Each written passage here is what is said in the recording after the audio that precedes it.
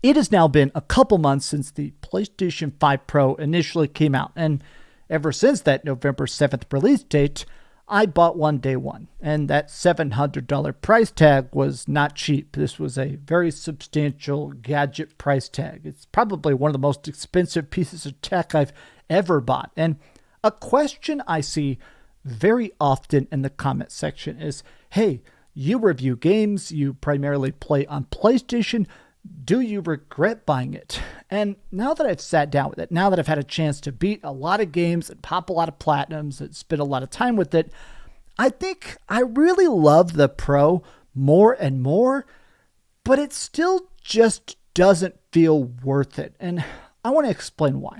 Hi, hope you're having a great day. And if you could, please give this video a like and subscribe if you haven't already. Now, part of the inspiration for this is the big digital Foundry drama that's been popping up on the internet this morning, which is that Digital Foundry has been doing this thing where they do technical breakdowns. They count pixels, they analyze resolution, they're frame rate aficionados. And so what they've been doing is that whenever a big game comes out, they do a video comparison, the PlayStation version to the Xbox version to the PC version, and then separately, they've been doing these videos about the PlayStation 5 Pro enhancements because they're significant. The PS5 Pro has been a surprising start to 2025 because some of the games I've played the most, Kingdom Come Deliverance 2, Monster Hunter Wilds, Assassin's Creed Shadows, these games actually look different, not just better, different on the Pro. And I saw Gene Park say this, holy cow, I had no idea the version I was playing was a big improvement. Now, this is how I felt as well. I beat it on the PS5 Pro. I wasn't talking to anybody else playing on the PlayStation 5. I had no idea that the entire graphics engine, the way it simulates shadows and reflections, is fundamentally different. Now, something we took for granted at the time was the technology inside of the Pro. Sony has talked in a couple different deep dives that it's more than just extra power. It's not just, hey, here's more RAM or a more efficient solid state. No, it's actually got special programming and gadgets and stuff inside of it so the games run better. AI tech, refractory stuff that actually makes it look better. And I saw this guy. This is actually the dude over at Ubisoft who worked on the Pro patch. And he said, we wanted to go the extra mile for the PS5 Pro to deliver a meaningful improvement with the extra power.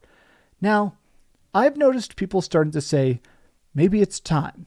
This is possibly the most transformative PS5 upgrade we've ever seen. Now, I have put very close to 100 hours into Assassin's Creed Shadows, and the game undeniably looks fantastic. But I feel like this is both good and it highlights my concern with the Pro, which is that these patches cannot be cheap. This is a lot of extra development time. It's more budget. It's more focus.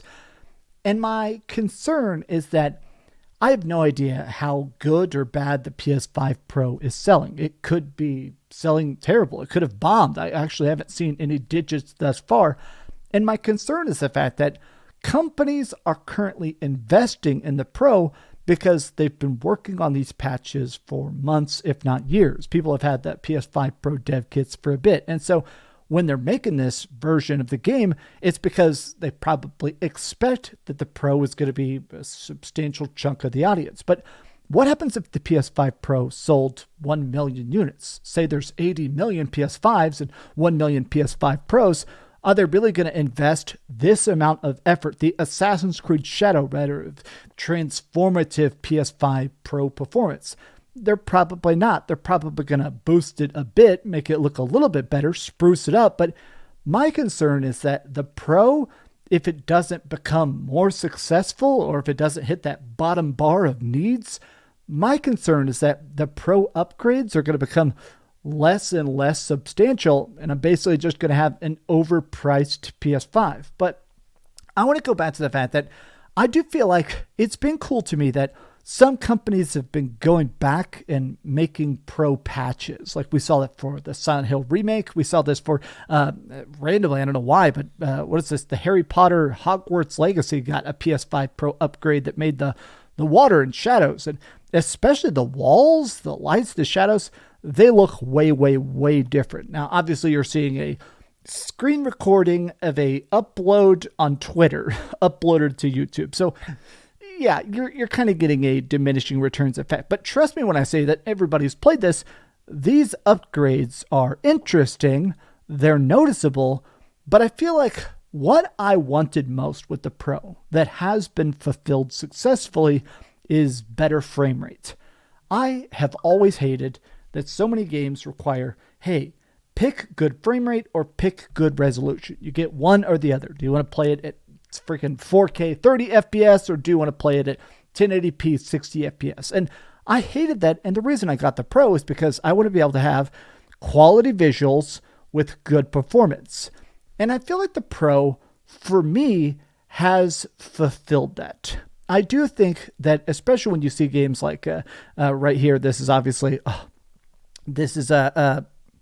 obviously right here, this is Kingdom Come Deliverance 2, and it is interesting that the PS5 Pro's like quality when it comes to environments, especially going around in nature, looks fantastic. But I think the wildest one has been, because it ended up being so controversial, the PS5 Pro version, Monster Hunter Wilds, is by far the best place to play it. In fact, people were review bombing it on PC because Capcom just didn't spend much time on the PC build. They put all their time, their effort, their dollars into the PS5 Pro version, which still, I feel like that just signifies the fact that the PS5 is selling so much. Companies are going, okay, make it run best on the 5 because that's where we're going to make the majority of our cash. It's got to run great there because that's where we're going to be getting the most clips and screenshots. That's where we're going to be getting the most sales.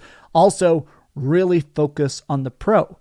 To me, it is interesting that the PS5 Pro versions are so much better, at least for now.